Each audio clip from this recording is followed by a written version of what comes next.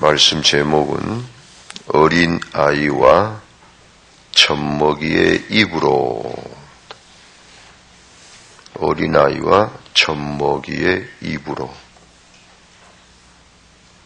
18편은 시편 150편 전부가 다 귀하고 아름다운 시편입니다만, 또 그 중에서도 또 조금 더 8편도 아름다운, 조금 더 주옥 같은 말씀입니다.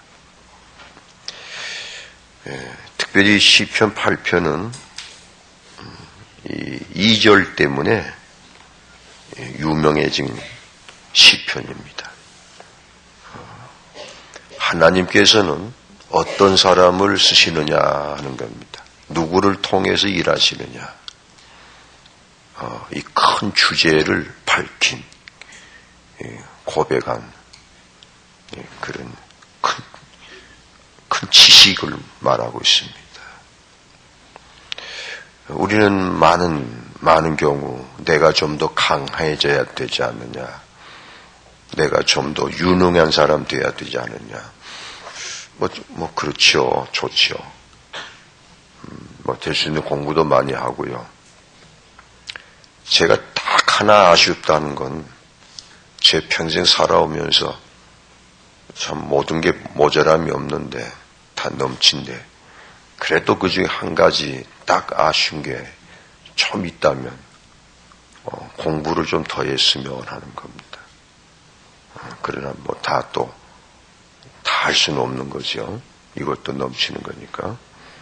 그러니까 될 수 있으면 공부도 많이 하고, 좀 머리도 좀 좋고, 또 성품도 좋고, 욕심을 부리자 많이 없겠죠.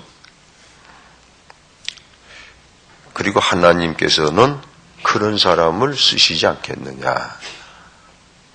그러니 나는 참 모자라고, 나는 정말 무능하고, 나는 정말로 부족한 사람이니, 그래서 좌절하죠. 그래서 어떻게든지 뭔가 좀 지금이라도 뭔가 어떻게 좀 해보려고 그렇게들 몸부림을 칩니다. 이왕 할 수 있다면 하는 게 좋죠. 그런데 성경에서 하나님께서 과연 어떤 사람을 쓰셨느냐 할 때에 정말로 두렵고 떨리는 진리가 나옵니다. 무서운 진리가. 바로 그것이 오늘 시편 8편 2절입니다. 자, 2절 읽어보십시오. 주의 대적을 인하여 어린아이와 젖먹이의 입으로 말미암아 권능을 세우시며 이는 원수와 보수자로 잠잠케 하십니다. 참 아주 정확하게 다윗이 묘사를 합니다. 하나님의 대적을 인하여, 그 하나님의 대적들을 잠잠하게 만들기 위해서 어떻게 누구를 쓰시느냐. 능력 있는 사람을 쓰셔야 할 텐데 그게 아니라 오히려 누구죠? 어린아이, 또 젖먹이 입으로 권능을 세우시며. 그러니까 기가 막힌 것이요. 그러니까 사람 보기에는 참 별것도 아니고, 사람 보기에는 좀 무시받을 만하고, 사람 보기에는 흠모할 만한 것이 없는, 그러고 보니까 이 말씀의 가장 핵심적인 분이 누구죠? 바로 예수님이십니다. 예수님이 이 땅에 오셔서 하나님의 본체이시면서 그 내면에는 하나님 영광이 계시고 하나님의 전능하심이 계시면서 그의 겉으로 드러난 모습은 메마른 땅에 자라난 연한 순 같아서 풍채도 보잘것없고 사모할 만한 것도 없고 멸시를 받을 만한 그런 모습이다. 그러니까 이사야 53장이죠. 그래서 그 말씀대로 의하면 우리가 예수님의 그 그림들 있죠? 보통 책에 예수님의 그림이다 하고 보통 생각하죠. 아주 이제 벌써 하나 일정한 틀이 돼버렸어요. 누가 보든 저거 예수입니다. 이제 그럴 정도로 돼버렸는데 굉장히 미남이죠. 그런데 그러지 않을 것이다 그래요. 성경대로 보면 그 풍채를 본즉 흠모할 만한 것도 없고 멸시를 받을 만한, 그래서 우리가 그를 멸시했고 조롱했고 그런 베들레헴의 구유에 조그마한 아기로 그렇게 오셨어요.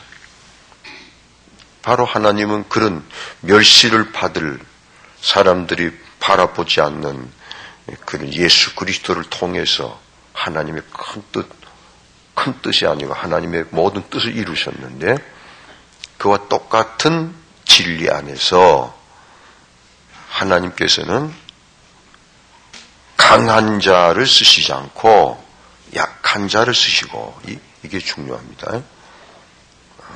유능한 자를 쓰시지 않고 무능한 자를 쓰셨고, 누가요? 하나님이 하셨단 말이에요. 세상은 그러네요. 세상은 강한 자 씁니까? 약한 자 씁니까? 강한 자 쓰죠. 여러분 직원들 채용할 때, 대학 들어갈 때 공부 잘하는 녀석들 대학 들어가지 비실비실 들어갑니까? 그러니까 세상은 강한 자의 세상이요, 유능한 자의 세상, 지혜 있는 자의 세상이요. 그래서 그런 자들이 세상을 휘젓고 다녀요. 그런 사람들이 뭐가 다 되고, 약한 자, 작은 자, 무지한 자들은 세상에서는 짓밟힙니다. 근데 하나님은, 우리 하나님, 여호와 하나님은 바로 그런 작은 자, 약한 자, 무지한 자, 깨진 자들을 하나님의 도구로 쓰십니다. 이게 참 역설이죠. 역설. 이게 또 큰 복음이고, 만일 하나님께서도, 하나님마저도 세상 체제와 세상 정신과 똑같이 강한 자만, 유능한 자만, 지혜 있는 자만 하나님도 쓰시고 그런다면 어찌 되겠어요? 여기 계신 여러분이나 저나 설 자리가 없잖아요. 그래서 하나님의 쓰시는 방법을 보면요, 어째서 강한 자, 유능한 자, 지혜 있는 자를 안 쓰시냐면 너무 강해요. 그리고 그런 사람들은 전부 자기한테 영광 돌립니다. 내 능력으로 했다 이래요. 또 하나님 의지도 안 합니다. 강하니까 하나님 의지 안 한다고요. 그리고 뭔 일을 하면 전부 자기 영광이요, 자기 자랑, 자기 업적 자랑, 곳곳에 비석 세우고 자기한테 영광 돼요. 하나님께 영광 돌립니까? 강한 자들이? 없어요. 그리고 이 강한 자들은 자기 주관이 뚜렷하기 때문에 오히려 하나님을 거스립니다. 하나님은 오른쪽으로 가자는데 안 가요. 자기 주관대로 살지. 자기 신념, 자기 의지. 오히려 하나님 일하는데 거리낍니다. 방해가 돼요. 교회도 마찬가지예요. 그래서 하나님께서는 어떻게 하시느냐면, 대표적인 예가 바로 모세입니다. 모세. 하나님께서 모세를 언제부터 쓰셨지요?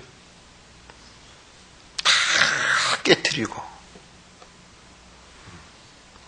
얼마나 깨트리셨어요.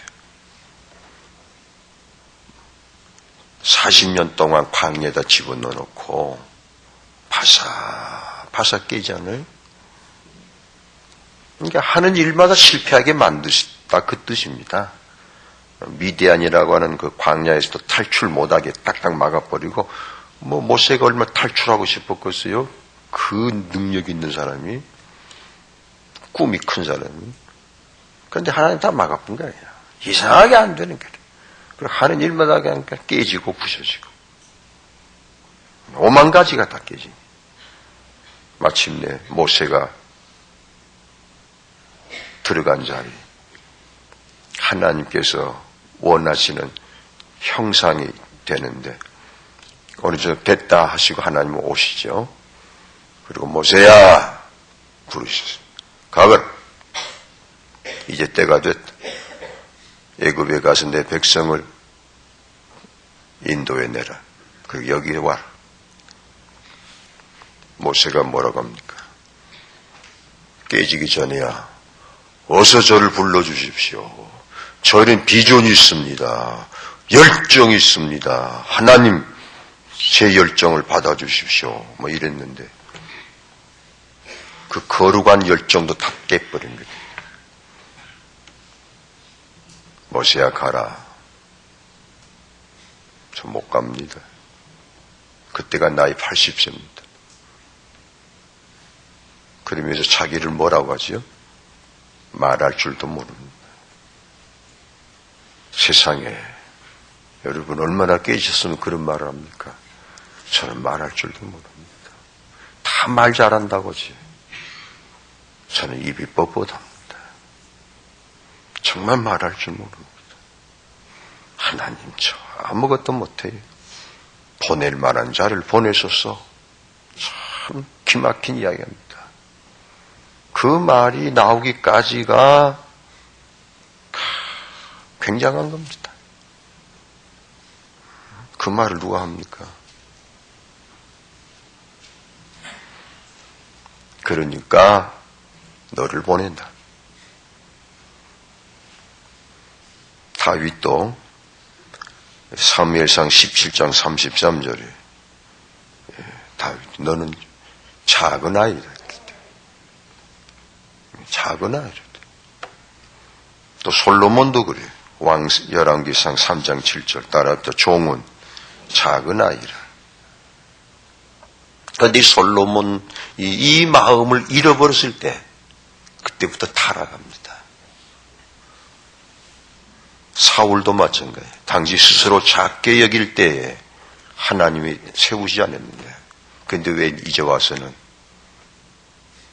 그 마음 어디로 갔냐. 자, 보십시오.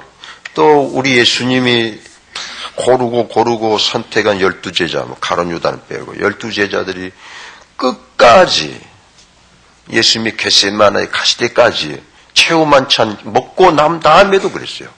최후 만찬을 먹고 난 다음에도 누가 크냐? 그 의식에서 벗어나지를 못해. 이것이 세상이죠. 사람이 모이다 보면 그게 제자가 됐든지 교회가 됐든지 뭐 세상 단체가 됐든지 몇 사람이 모이다 보면 그게 이 본능적으로 누가 크냐 그런 싸움을 한다. 누가 크냐 영적으로 누가 거룩하냐 제자들 그런 거예요. 끝까지 그게 예수님을 가장 괴롭힌 겁니다.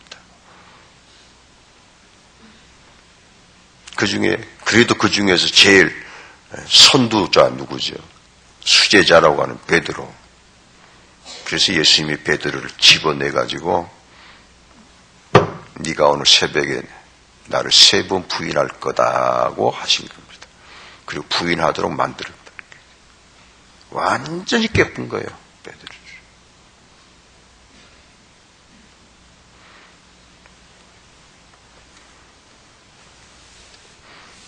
자, 이제 바울 경우를 보십시다. 바울의 본래 이름이 뭡니까? 사울이죠. 바울이라는 말은 영어는 폴인데 왜 자기 이름을 바울이라고 하냐? 폴. 작다 의미예요. 바울이라는 말은. 바울이 얼마나 정말로 하나님 은혜 속에 들어와서 보니 내가 정말 죄인 중에 괴수구나. 설 자리가 없어. 하나님 은혜 안에. 내가 지금까지 살아온 것이 전부 엉터리. 뽐내고 우시대고 교회를 대적하고 그래서 그 바울의 유명한 말이 에베소 3장 8절입니다. 에베소 3장 8절. 모든 성도들 중에 지극히 작은 자보다 더 작은 나를, 그 진정한 고백입니다.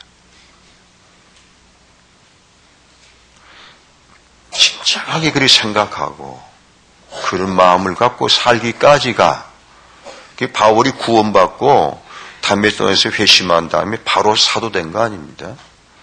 아렙에 3년, 그리고 다시 다소로 가서 최소한도 11년 이상 다소 고향에서 완전히 묻혀 지냅니다. 하나님 묻어본 거를. 그러고 나왔어요. 그 세월 속에서 하나님이 바울에게 주신 게 바로 그거예요. 저는 작습니다. 그러니까 하나님 쓰시지. 이제 적용입니다. 세 가지 적용을 해봅니다. 첫째로 나는 누구냐? 나는 누구냐? 강한 자입니까? 약한 자입니까? 스스로 항상 생각하며 살아야 돼요. 강한 자냐? 약한 자냐? 지혜 있는 자냐? 지혜가 없는 자냐? 나는 왜 이렇게 사람이 모자라지? 밤낮 실수만 하지? 하나님이 그렇게 깨려고 그러신 거라. 나 왜 이렇게 되는 게 없지? 하나님 어디 계세요? 뭐 그러지. 어디 계시니 어디 계십니까? 여기 계시지. 그래서 내가 누구냐 하는 걸 빨리 받아들여야 돼. 자꾸 하나님 그렇게 하라는 게 작은 자로 약한 자로 머물러라. 자랑하지 마라.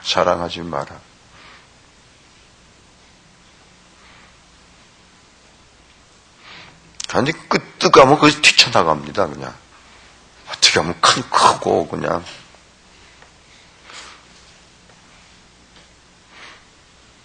절대로 약한 자 자리에 안 있으려고 합니다.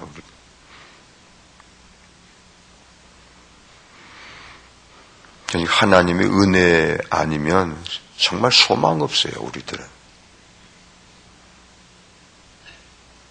둘째로,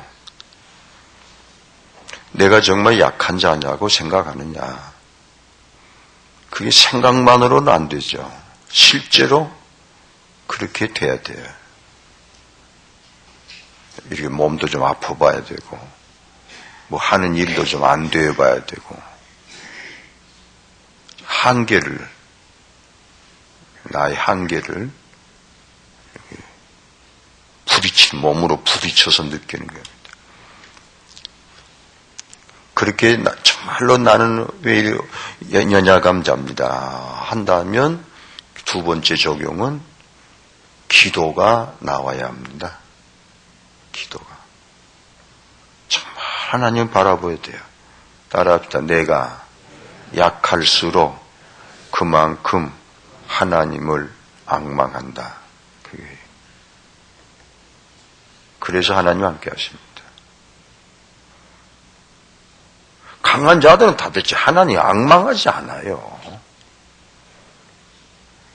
기도한다고 해도 그냥 입술로만 몇 마디 하고 마는 거지. 하나님, 정말 하나님 긍휼히 여기지 아니하시면 정말 꼼짝할 수 없습니다. 할 때 반드시 은혜 주십니다. 그 체험을 해요. 거의 날마다 체험을 해. 그 기적 같은 일. 뭐예요? 하나님이 도와주시는구나 하는 거예요.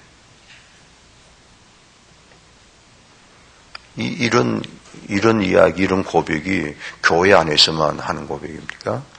난 형제자매 여러분은 직장에서도, 가정에서도 말할 거 없고, 직장에서, 사업장에서 똑같은 원리요 진리인 줄로 믿습니다. 오히려 더 하나님 의지해야죠.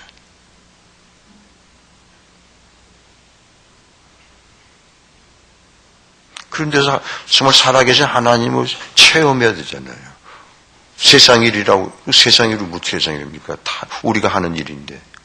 장사하는 거, 가게 보는 거, 직장에서 뭐 하는 거, 사업 경영하는 거. 하나님 정말 이렇게 도와주시는 겁니다.